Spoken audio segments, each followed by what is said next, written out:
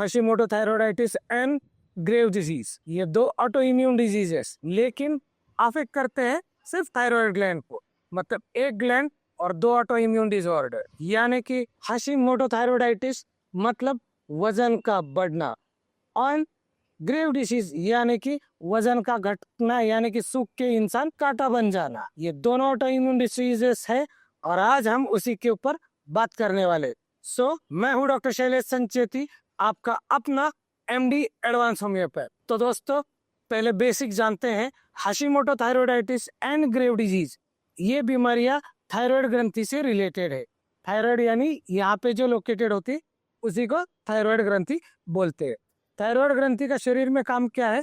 ये मेटाबॉलिज्म को प्रमोट करती है, ये डाइजेशन को इंड्यूस करती है, ये आपके बॉडी में एनर्जी प्रोड्यूस करती है, ये आपके बॉडी में वेट को बैलेंस करती है, वाटर यानी इलेक्ट्रोलाइट को मैनेज करती है। आपके हेड टू टो, आपके बॉडी के हर सिस्टम के ऊपर इसका रोल होता है।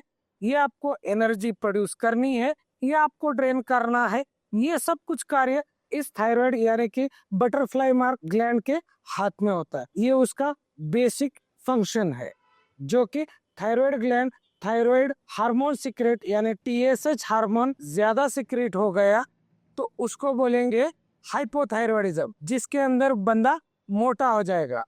और दूसरा होता है ग्रेव्स डिजीज यानी कि हाइपरथायराइडिज्म, जिसके अंदर टीएसएच लो हो जाता है, यानी 0.001 या 0.005। आप बोलोगे, आप डॉक्टर ऐसा कैसे बता रहे हो? वैल्यू बढ़ेगी तो हाइपो और वैल्यू घटेगी तो हाइपर। यही इस बीमारी को कैलकुलेट करने का तरीका है।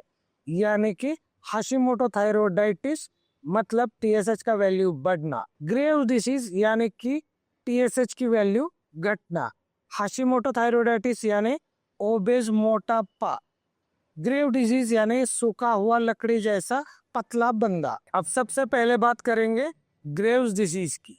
ग्रेव डिजीज यानी कि जिसके अंदर टीएसएच का वैल्यू कम हो जाता है और बंदा पतला दुबला हो जाता है। अब इसके अंदर ऐसा क्यों होता है? क्योंकि एंटीबॉडीज थायराइड ग्लैंड पे ऊपर एक्ट करने की वजह से वो ग्लैंड को ट्रिगर कर देती है, थायराइड ग्लैंड को, जो कि हार्मोन ज्यादा से ज्यादा सिक्रीट करने का लिए वो मजबूर हो जाती है, जिस वजह से ग्रेव डिसीज होता है। अब इससे क्या हो जाएगा? इसके वजह से पेशेंट के शरीर पे क्या असर आएगा? वो पेशेंट बिना कोई एफर्ट्स के पतला हो जाएगा। दूसरा, वो एकदम कमजोर दिखेगा। तीसरा, उसकी आंखें ऐसी बाहर आ गई होगी। इसके अंदर इसका जो इफेक्ट है वो आंखों पे पड़ता है और उसके वजह से आंखें बड़ी या ऐसे बाहर आई हुई दिखती है। उसको ग्रेव्स ऑप्थेल्मोपैथी बोलते हैं। यही किस्से में अगर आप ढंग से देखोगे, वो बंदे बोलते डॉक्टर साहब रात को सोया ना, दर्द लगती है, या फिर वो बताएंगे उनका पल्स रेट हाई है, या बोलेंगे उनको एंजाइटी की शिकायत हो रही, या फिर यही ग्रेव्स डिसीज वाले बोलेंगे डॉक्टर साहब खाना खाया ना, मोशन को बार बार जाना पड़ता है, बाल टूटते हैं, पैरों में सूजन आता है, गर्मी बिल्कुल बर्दाश्त नहीं होती, खाना तो बहुत खाता हूँ लेकिन मेरा वजन ही नहीं बढ़ता है। साथ ही साथ अगर वो बोलेंगे कि अगर उनके स्किन के ऊपर कुछ रेड पैचेस आ रहे हैं तो इसको भी ग्रेव्स डर्मोग्राफी बोलते हैं। और सबसे लास्ट एक इम्पोर्टेंट बात, कभी कभी थायराइड ग्लैंड सूज भी जाती है, उसके वजह से उनको निगलने को भी दिक्कत होती है। इन सब चीजों में एक तरीके से एक बंदे में अगर पूरा फैट निकाल दिया जाए और वो सूख जाए तो कैसा पतला दुबला बीमार दिखता है। उस कंडीशन वाले पेशेंट को, जिसकी आंखें बड़ी हो, गले में सूजन हो और खाना खाने के बाद मीठा खाने की इच्छा हो और बहुत चिड़चिड़ करता हो, उस बंदे की बीमारी का नाम आता है ग्रेव्स डिजीज। अब इसके लिए आप थायराइड फंक्शन टेस्ट करोगे, थायराइड एंटीबॉडीज करोगे तो भी इसके अंदर ये दिखेगा।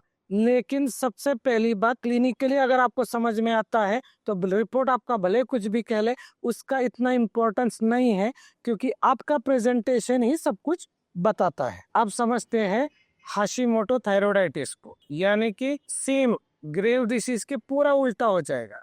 मतलब इसके अंदर थायराइड ग्लैंड के जो थायरोक्सिन T4 या TSH, इनको जो रिलीज करने की जो मात्रा है वो कम हो जाती है, जिस वजह से TSH का लेवल वो बढ़ जाता है और जिस वजह से जो बीमारी कॉज होती है दैट इज हाशिमोटो थायराइडाइटिस। यानी कि ग्रेव डिसीज में TSH 0.01 यानी लो हो जाएगा, यानी बंदा पतला हो जाएगा।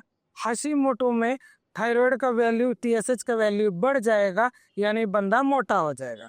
अब इसके साइन सिम्टम्स क्या है? अब लोग अक्सर क्या बोलते हैं मुझे, डॉक्टर साहब मैं, कोई बोलता है 50 की गोली खा रहा हूँ, कोई बोलता है 100 की गोली खा रहा हूँ, कोई बोलता है अब तो 150 की खा रहा हूँ। लेकिन दिक्कत क्या है? तो वो दिक्कत है, ये जो मैं आपको चेकलिस्ट बताऊंगा इससे आपको पता चल जाएगा। सबसे पहला, वजन बढ़ना। दूसरा, चेहरे पे, बॉडी पे सुबह उठने के बाद सूजन रहना। तीसरा, रात को सोते समय शरीर सो जाना फिर भी दिमाग जगते रहना। अर्ली मॉर्निंग आपको नींद लगना। चौथी बात, कोलेस्टेरॉल का बढ़ना।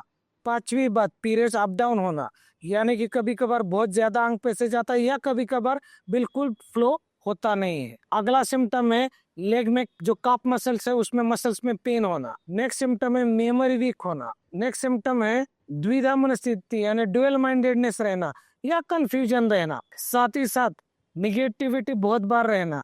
खाना खाने के बाद मीठा खाने की इच्छा रहना। बाल बिल्कुल झड़ना।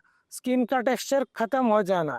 सेक्सुअल डिजायर मेल हो चाहे फीमेल हो खत्म होने को लगना। और एक बात, अगर भी आप किसी थायराइड के पेशेंट को बोलोगे बाहर चलना है, बोलेंगे नहीं आना है। आप उनको नहीं पूछोगे, बोलेगा मुझे तो किसी ने पूछा नहीं। आप उनको बोलोगे पानी चाहिए, बोलेंगे नहीं चाहिए।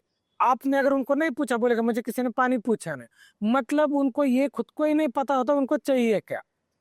अब आप बोलोगे डॉक्टर साहब हम तो गोली खा रहे, लेकिन इसमें के 90% 70% सिम्टम हमारे पास है। इसका मतलब क्या? इसका मतलब ये कि आप गोली खा रहे हो रिपोर्ट के लिए, लेकिन गोली होती है पेशेंट की तकलीफों के लिए। लेकिन यहाँ पे इन वर्ड्स को या सिम्टम्स को या साइंस को या कंडीशन को या फिजियोलॉजी को कोई एड्रेस नहीं कर रहा। एक ही डायलॉग है, अच्छा क्या है, TSH बढ़ गया, गोली बढ़ा देता हूं। अच्छा TSH कम है, नहीं 50 की खाते रहो, नहीं 100 की खाते रहो। अच्छा आपने पूछा डॉक्टर साहब वजन बढ़ रहा है क्या कर सकते? डॉक्टर बोलते नहीं नहीं, थायराइड में तो वजन बढ़ता ही है। अरे भाई तो फिर दवाई किस बात की चल रही है? फिर भी आपने पूछा डॉक्टर साहब मैं एक्सरसाइज करता हूँ, डाइट फॉलो करता हूँ, फिर भी वजन नहीं कम हो रहा। हाँ हाँ वो थायराइड में होता है। अरे ये क्या बात हो गई? अब इसके अलावा आप बोलते हो डॉक्टर साहब बाल झड़ते, वो बोलेंगे अरे हो सकता है विटामिन का डेफिशिएंसी। अरे भाई थायराइड की वजह से बाल झड़ रहे हैं, हाइपोथायराइड के। मतलब आप कॉज को देख ही नहीं रहे हो। अब पीरियड्स अप डाउन हो रहे, बोलेंगे नहीं हो सकता है PCOD हो। अरे भाई लेकिन थायराइड में मेंस्ट्रुअल इम्बैलेंस आते हैं। मतलब what is the root cause?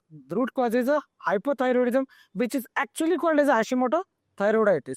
अब बहुत सारे पेशेंट्स को मैंने देखा है 5 साल 2 साल गोली थायराइड की खाली, BP और कोलेस्टेरॉल चालू हो गया।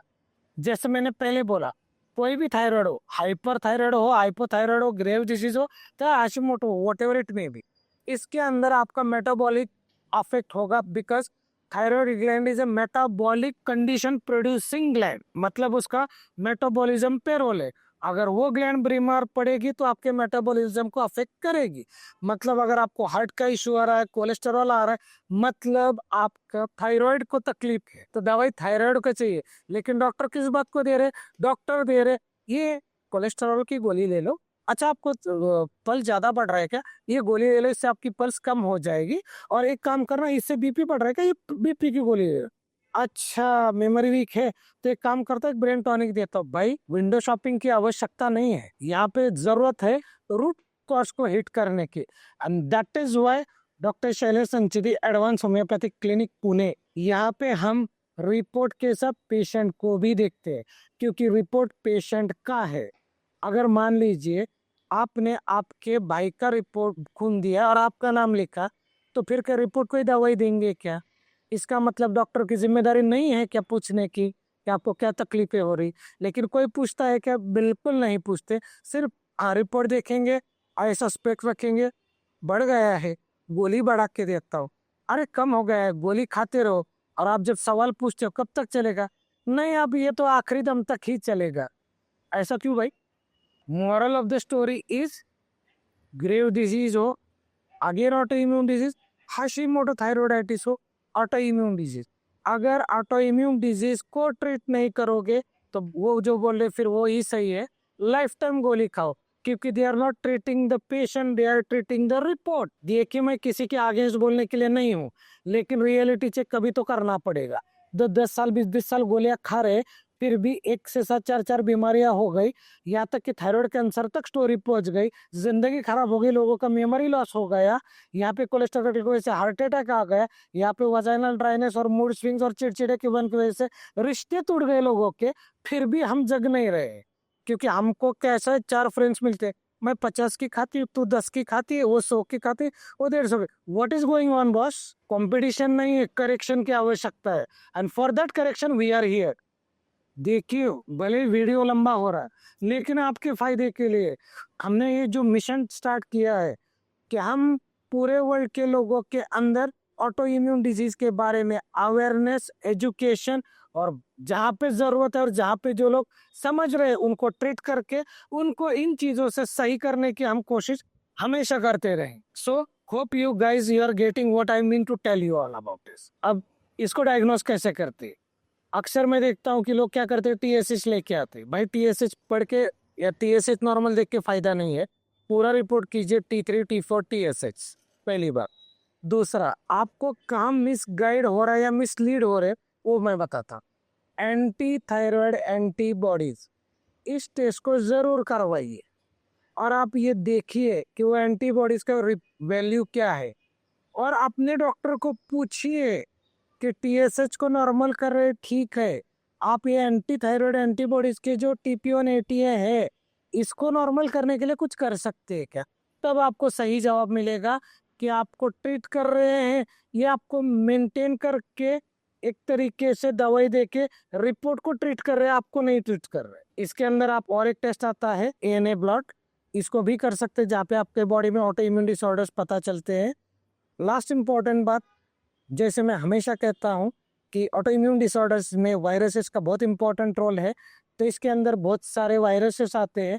तो मैं अक्सर आपको ये भी बताऊंगा कि टॉर्क 10 पैरामीटर्स वाली करके देख लेना, वो भी उसके अंदर आपको शायद उसका कुछ प्रोसेस मिल जाए ताकि आपको ट्रीटमेंट सही से करने में सहायता हो। So this is how we need to identify और the investigate the case.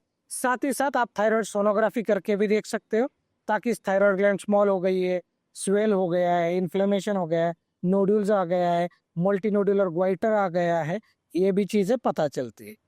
Last important, biopsy भी इसके अंदर कर सकते हैं।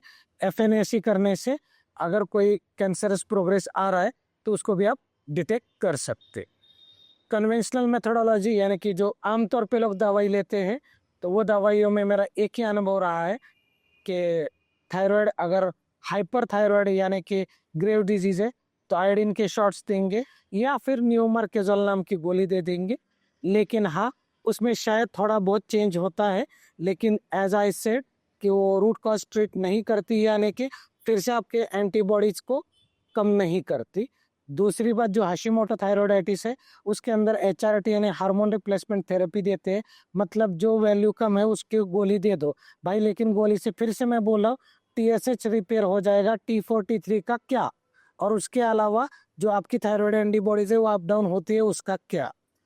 अब इसके लिए solution as usual at doctor Shailesh and Chetty advance homeopathic clinic Pune, we give the one stop solution for all that stuff with the modern way with advanced homeopathic therapy.